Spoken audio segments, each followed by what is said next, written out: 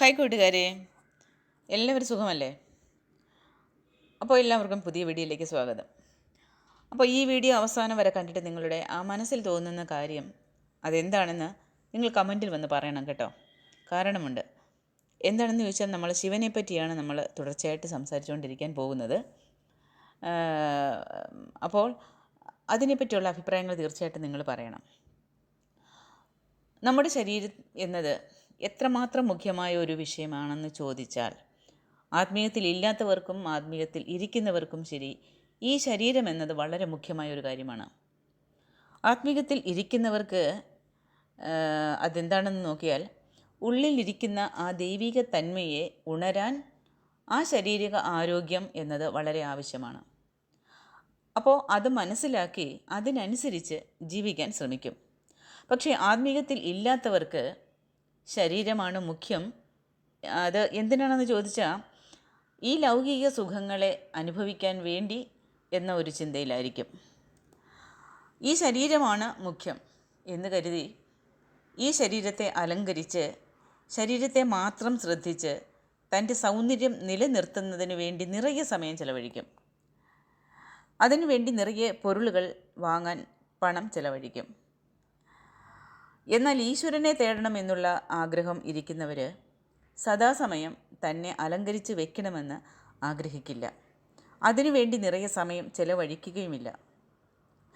ശരീരം ആരോഗ്യമായിട്ട് വെക്കാൻ ശ്രമിക്കും. എന്തിനാണെന്ന് ചോദിച്ചാൽ, ചുവരിരുന്നാലേ ചിത്രം എഴുതാൻ പറ്റൂ എന്നുള്ള ആ ഒരു തത്വത്തിൻ്റെ ആ സത്യം അവർക്ക് ഉൾക്കൊള്ളാൻ പറ്റും. നമ്മൾ നമ്മുടെ ശരീരത്തെ ശ്രദ്ധിക്കാതെ വിട്ടാൽ, ഈശ്വരനെ ഉണരണമെന്ന് വിചാരിച്ചാൽ അത് ഒരിക്കലും സാധ്യമാകുന്ന കാര്യമല്ല. നല്ല ആരോഗ്യമായ ശരീരമുണ്ട്. ഇന്നത്തെ ഈ കാലഘട്ടത്തിൽ ശരീരത്തിന് വ്യായാമ പരിശീലനങ്ങളൊക്കെ കൊടുത്ത് വളരെ ആരോഗ്യമായിട്ട് വയ്ക്കുന്നവരുണ്ട്. വളരെ സമയം ചെലവഴിച്ച് ശരീരത്തെ അലങ്കരിക്കുന്നവരുണ്ട്. അപ്പോൾ ഈ ആരോഗ്യമായിട്ടിരിക്കുന്ന ഈ ശരീരത്തിൽ ഈശ്വരനെ ഉണരാൻ പറ്റുമോ? പറ്റില്ല. അതായത് ആരോഗ്യമായിരിക്കുന്നതിനാലോ അഴകായിരിക്കുന്നതിനാലോ ഈശ്വരനെ ഉണരാൻ പറ്റുമോ എന്ന് ചോദിച്ചാൽ തീർച്ചയായിട്ടും ഇല്ല എന്ന് അടിച്ചു പറയാൻ പറ്റും. ഉദാഹരണ സഹിതം നിറയെ പറയാം, പക്ഷേ വീഡിയോ നീണ്ടുപോകും. അത് കേൾക്കുന്ന നിങ്ങൾക്ക് അത് ബോറടിക്കും. അപ്പോൾ ആർക്ക് ഉണരാം? ഈ ഈശ്വര ചൈതന്യത്തെ, നമ്മളിലുള്ള ഈ ഈശ്വര ചൈതന്യത്തെ ആരാൽ ഉണര മുടിയും? വാക്കുകളിൽ ശുദ്ധമിരിക്കണം, പറയുന്നതിൽ സത്യമിരിക്കണം, വെളിപ്പെടുത്തുന്ന കാര്യങ്ങളിൽ അത് നമ്മൾ ഇന്നൊരാളോട് അത് വെളിപ്പെടുത്തുമ്പോൾ അത് സ്നേഹത്തോടെയും കരുണയോടെയും ആയിരിക്കണം. ആ ഒരു ഫീലിംഗ് നമ്മൾ സ്പ്രെഡ് ചെയ്യണം. ഇതെല്ലാം ഒരാൾക്ക് ഗുണമാകെ ഇരിക്കുമ്പോൾ, അതായത് സത്യം പറയണം, ധർമ്മത്തിൻ വഴിയെ നടക്കണം, ഈശ്വരനെ അറിയാൻ വേണ്ടിയിട്ട് ധ്യാനത്തിലിരിക്കണം. ഈ ശരീര ആരോഗ്യത്തോടൊപ്പം ഇതെല്ലാം ഉണ്ടെങ്കിൽ ഈശ്വരനെ ഉണരാൻ പറ്റും. അപ്പോഴാണ് ഈശ്വരനെ ഉള്ളിൻ്റെ ഉള്ളിൽ ഉണരാൻ പറ്റുന്നതും. അതായത് എല്ലാ സദ്ഗുണങ്ങളോടും കൂടി, അതായത് വാക്കുകളിൽ ശുദ്ധവും പറയുന്ന കാര്യങ്ങളിൽ സത്യവും, ഈ നമ്മൾ വെളിപ്പെടുത്തുന്നതിൽ മറ്റുള്ളവരോട് സ്നേഹത്തോടെയും കരുണയോടെയും നമ്മൾ പെരുമാറുമ്പോൾ, അങ്ങനെ ഇരുന്നു കൊണ്ട് നമ്മൾ ഈ ആരോഗ്യത്തെ പാതുകാത്ത് ചെയ്യേണ്ട കാര്യങ്ങളെല്ലാം ചെയ്ത് ഈശ്വരനെ അറിയാൻ ശ്രമിക്കുമ്പോൾ തീർച്ചയായിട്ടും അത് നിങ്ങളെക്കൊണ്ട് സാധിക്കാൻ പറ്റും. അപ്പോൾ ജീവനെ ശിവനായി ഉണരാൻ പറ്റും. എനിക്കറിഞ്ഞവരേക്കും അതാണ് സത്യം കൂട്ടുകാരെ. നമ്മുടെ ആത്മീയ പുസ്തകങ്ങൾ, വരലാറുകൾ ഏതാണെങ്കിലും ശരി, നമ്മളത് വായിക്കുമ്പോൾ നമ്മൾക്ക് ഒരർത്ഥത്തെ മനസ്സിലാക്കി ഉണർത്തും. നല്ല മനസ്സിലാക്കിക്കോ കൂട്ടുകാരെ.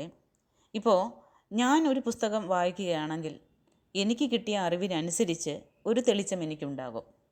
ഇപ്പോൾ എനിക്ക് പകരം ആ സ്ഥാനത്ത് നിങ്ങളാണ് വായിക്കുന്നതെങ്കിലോ നിങ്ങൾക്ക് ഒരു തെളിവ് മനസ്സിലാകും. അവരവരുടെ അറിവിനനുസരിച്ച് മനസ്സിലാക്കി തരും ഈശ്വരൻ. അതുപോലെ അതിലുള്ള കരുത്തുകൾ ഇന്നതാൻ എന്നത് എനിക്ക് കിട്ടിയതിനനുസരിച്ച് ഞാൻ നിങ്ങളോട് പറയുകയാണ്. എനിക്ക് പകരം ആ സ്ഥാനത്ത് നിങ്ങൾ അത് വായിക്കുകയാണെങ്കിൽ നിങ്ങൾക്ക് ഒരു തെളിവ് മനസ്സിലാകും. അവരവരുടെ അറിവിനനുസരിച്ച് മനസ്സിലാക്കി തരും ഈശ്വരൻ. അതുപോലെ അതിലുള്ള ആ കരുത്തുകൾ ഇന്നതാൻ എന്നത് എനിക്ക് കിട്ടിയതിനനുസരിച്ചാണ് ഞാൻ നിങ്ങളോട് പറയുന്നത്. അപ്പോൾ ശരീരത്തിന് മുഖ്യത്വം കൊടുക്കണം. എന്തിനാണെന്ന് ചോദിച്ചാൽ, ഉള്ളിൽ ഉറഞ്ഞിരിക്കുന്ന ഈശ്വരനെ ഉണരാൻ വേണ്ടി. അല്ലാതെ ആ ശരീരത്തെ അലങ്കാരപ്പെടുത്തി നിങ്ങൾ എത്ര ആഡംബരപ്പെടുത്തി വെച്ചാലും അത് നാശത്തിന് ഉൾപ്പെട്ടേ തീരും. ദിനം ദിനം നശിച്ചുകൊണ്ടിരിക്കുന്ന ശരീരമാണ്. മറ്റുള്ളവരുടെ കണ്ണിന് മുന്നിൽ സൗന്ദര്യമെന്ന് തോന്നാമായിരിക്കാം, പക്ഷേ ദിനം ദിനം ശരീരത്തിലുള്ള സെല്ലുകൾ ചത്തു നശിക്കുകയാണ്. പുതിയ പുതിയ സെല്ലുകൾ ഉണ്ടാവുകയാണ്. അപ്പോൾ സെല്ലുകളുടെ ഒരു കൂട്ടം തന്നെയാണ് നമ്മുടെ ഈ മനുഷ്യ ശരീരം. ഇല്ലെന്ന് ആരാലും അത് പറയാനും നിരസിക്കാനും പറ്റാത്ത ഒരു കാര്യമാണ്. അപ്പോൾ നിങ്ങളുടെ ശരീരത്തിൽ ദിവസം തോറും മരണം നടക്കുകയാണ്. അത് മൊത്തമായി ഒരു ദിവസം നശിച്ചു പോകാനുള്ളതാണ്. ആ നശിക്കുന്നതിന് മുൻപേ ഉള്ളിലിരിക്കുന്ന ഈശ്വരനെ ഉണരണമെന്നാണ് പല ജ്ഞാനികളും നമ്മളോട് പറയുന്നത്. ആ വാക്കുകളിലുള്ള സത്യങ്ങളെ മനസ്സിലാക്കണം. എന്തിനാണെന്ന് പല വിധത്തിൽ ചിന്തിക്കും. നമ്മുടെ സ്നേഹബന്ധങ്ങളെല്ലാം വലുതാണെന്ന് വിചാരിക്കുന്നത്, പണമേ പ്രധാനമെന്ന് വിചാരിക്കുന്നു. പണം ആവശ്യമല്ലേ എന്ന് ചോദിച്ചാൽ പണം അത്യാവശ്യമാണ്. ഇല്ലെന്ന് ആരാലും പറയാൻ പറ്റത്തില്ല. പക്ഷേ പണം മാത്രമാണോ മനുഷ്യജീവിതം എന്ന ചോദ്യത്തിന് ആരാലും ഉത്തരം പറയാനും പറ്റില്ല. കോടിയായി 5000 കോടി 6000 കോടി അടുത്തവരെ അടിച്ച് എല്ലാം ചേർത്ത് വെച്ച് തിന്നാൻ പോവുകയാണോ എന്ന് ചോദിച്ചാൽ സമാധാനമായത് ചിലവഴിക്കാൻ പറ്റില്ല. സ്വന്തം അധ്വാനം കൊണ്ട് നേടിയതെല്ലാം നിങ്ങൾക്ക് നന്മയെ തരും. നിങ്ങൾ കഷ്ടപ്പെട്ട് ചേർത്തതാണത്. കഷ്ടപ്പെട്ട് നേടിയതിൽ നിന്ന് ഒരു 100 രൂപ കൊടുത്തതിൽ അത് 200 രൂപയ്ക്ക് പ്രപഞ്ചം തിരിച്ചു കൊടുക്കുമെന്നുള്ള സൂക്ഷ്മത്തെ അറിഞ്ഞവർ, അവർ അങ്ങനെ ചിലവഴിക്കുന്നവർ അവരിൽ നിന്നൊന്നും പ്രകൃതി പിടിച്ചു വാങ്ങില്ല. എല്ലാവരെയും ഒരുപോലെ പറയാൻ പറ്റത്തില്ല കേട്ടോ.